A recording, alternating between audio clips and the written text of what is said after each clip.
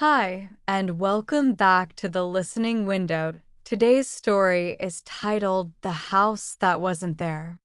This is a long format English listening practice story written in simple, everyday English. It's told in first person by a female narrator and is perfect for shadowing, listening, and speaking practice. This story is emotional and mysterious, with a suspenseful twist you won't see coming. TO help you learn even more. You can download the full script, vocabulary list, quiz, answer key, and a bonus writing prompt using the link in the description. Now, let's begin. I wasn't supposed to be in that neighborhood. I had taken the wrong exit on the highway and ended up in a small town called Elmswood.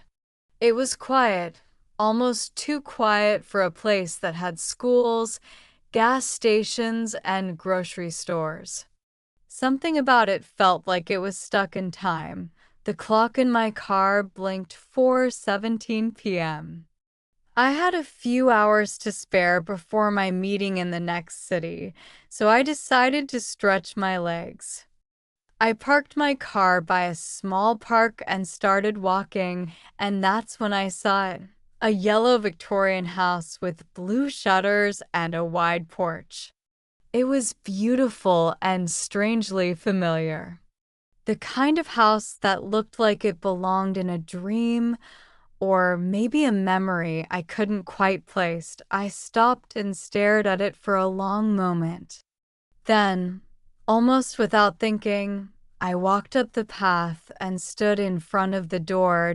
It was slightly open, I know. That should have been a red flag. But something pulled me inside.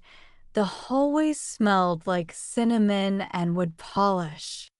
There was a vase of fresh flowers on the table, family portraits on the wall, and the sound of soft piano music coming from the back room.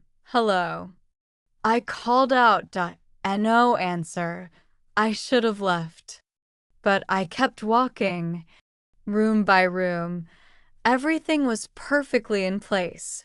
Too perfect, like a memory frozen in time. And then, on a side table by the staircase, I saw something that made my breath stop. A photograph of me. It was me at age 6, wearing a red coat, standing in front of a snowman. My mother was next to me, smiling. But this wasn't just any picture. It was from a day I thought I'd imagined. A day I remembered from my dreams, not real life. I stared at it for a long time before whispering, "What is this place?" That's when I heard it, the creak of a floorboard upstairs. I turned toward the stairs slowly, heart pounding. "Is someone there?" I asked, still no answer, but then a woman's voice floated down, calm and kind. "You came back." I froze. The voice sounded familiar. Too familiar. I climbed the stairs step by step, each one creaking under my feet. At the top, I turned into the master bedroom, and there she was, my mother, except she looked exactly like she had when I was a child. Same soft face, same long braid, same green cardigan. I couldn't speak. My throat tightened with emotion. "Mom," I whispered. She smiled gently. "I hoped you'd find your way back here someday." "This isn't real," I said, my voice shaking. "Maybe not," she said. "Or maybe it is." "I don't understand." "You died 10 years ago." "I know," she said, stepping forward and taking my hands. "But sometimes love leaves a trace. A place where we can meet again, even just once."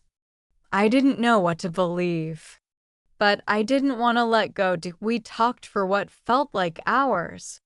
She told me stories I had forgotten, reminded me of things I had buried deep inside.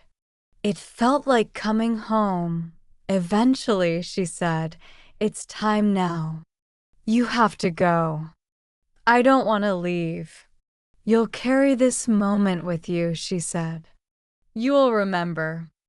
I hugged her tightly, tears soaking her cardigan, and then everything faded. The sound, the light, the warmth. I woke up in my car, parked by the small park. The clock read 6:41 p.m. Had I dreamed it? I rushed back to where the house had been. There was nothing there, just an empty lot with wild grass and a broken fence. But in the passenger seat of my car was the photograph, the one of me and her in front of the snowman. I smiled through my tears. Maybe some places don't exist on maps. Maybe some moments are gifts we're only meant to experience once. Thanks for listening to The House That Wasn't There. Only on the listening window. Download the full script, vocabulary list, quiz, answer key, and bonus writing prompt. Use the link in the description and don't forget to comment.